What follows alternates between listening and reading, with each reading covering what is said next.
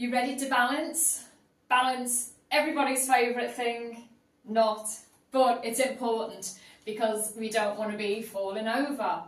And unfortunately, as we get older, the tendency is to lose our stability a little bit. So we want to be able to balance, certainly on 2 feet, definitely on 1 foot for when we step. So our great starting position or starting posture for a balance is a tree pose, but we're going to rein back from there first. Okay, so we're just going to learn to balance on 1 leg and a few little tips around that. So I'm going to start with Tadasana, mountain pose. So if you don't know mountain pose, we'll do a little video on that at some other point. But your feet are firmly into the floor, the weight is evenly distributed. Push those feet down. The more you push into the floor, the easier it's going to be to balance. Pushing against something, resistance. So really feel the feet driving down into the floor. Engage the thighs by lifting the kneecaps up and lift the pelvic floor. Belly is in. Rib cage stays down, so you don't want to pop. So nice and strong up through the core. I always think pubic bone and lower ribs meeting at the belly button. That's the kind of action we want down here.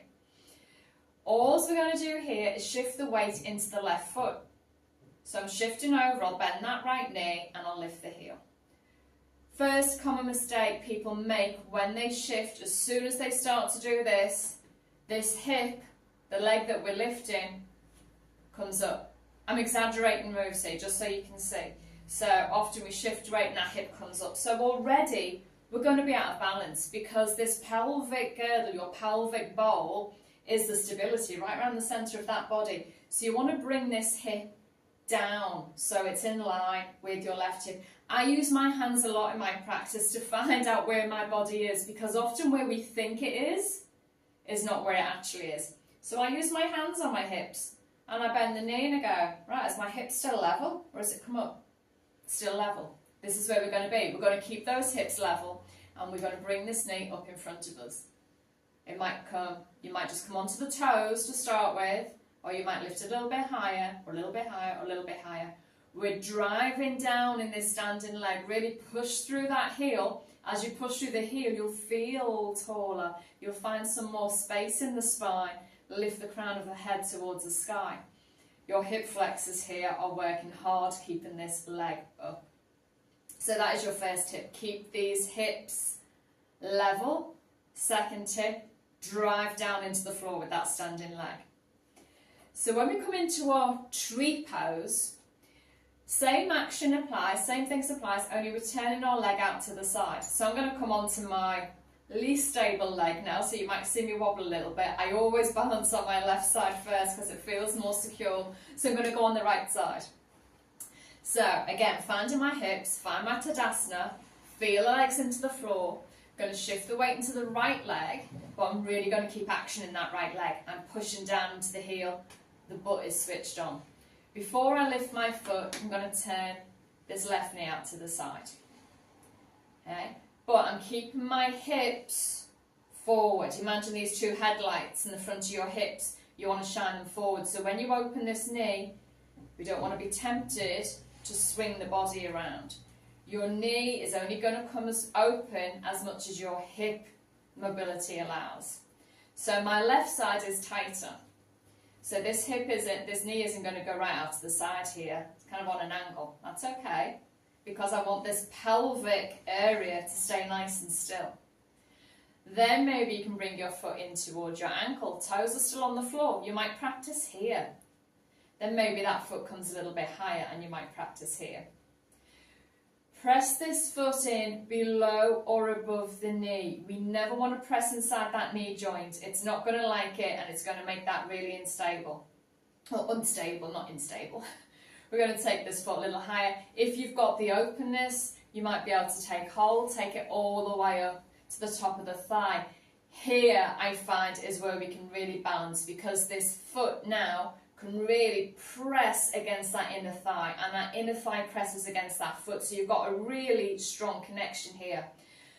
I've heard it a lot, and I used to say it a lot when I started practicing yoga. Oh, my pants are too slippy, my foot is falling down. That is because we're not pressing enough. I know it because I used to say it. And now I realise about that pressure action. I'm switching sides now. That leg's getting tired. I'm human. So I'm taking it into the left leg. Hips are staying stable.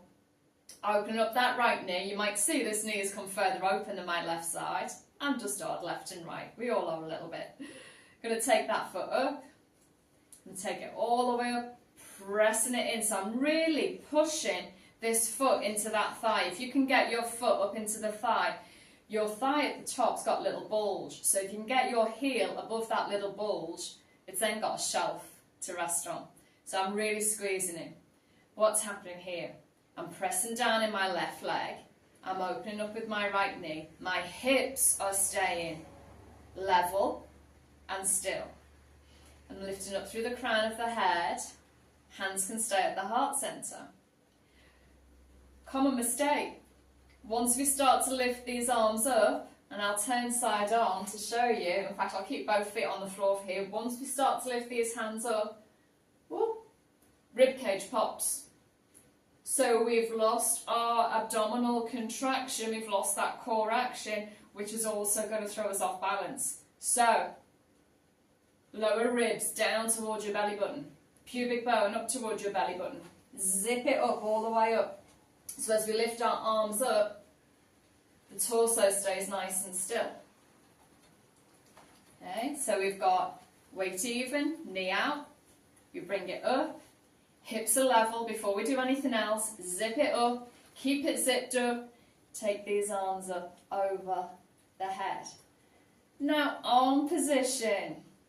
I see a lot of this in tree pose. It's pretty, it's nice, if that's your thing, that's okay. You're not going to get a lot of action in the arms with the arms up there. Okay? If you want to bring more strength and action into your posture, you need to involve the whole of the body, not just the bottom. So I'm just going to kneel down because I think you might lose my hands up at the top here when I reach up.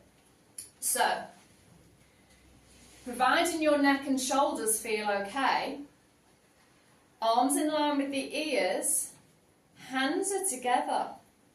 I've got hands and fingertips pressed together. One of the things I often see here is people cross their thumbs or people interlock the fingers.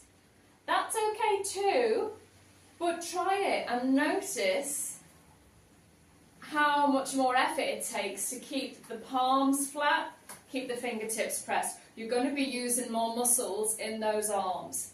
If this bothers you to keep the arms in line with the ears, it's best keeping these arms straight and bringing them a little bit in front. Drop these shoulders away from the ears. We don't want shoulders and ears talking. They're not friends. We keep them down. So drop the shoulders, keep the arms in front.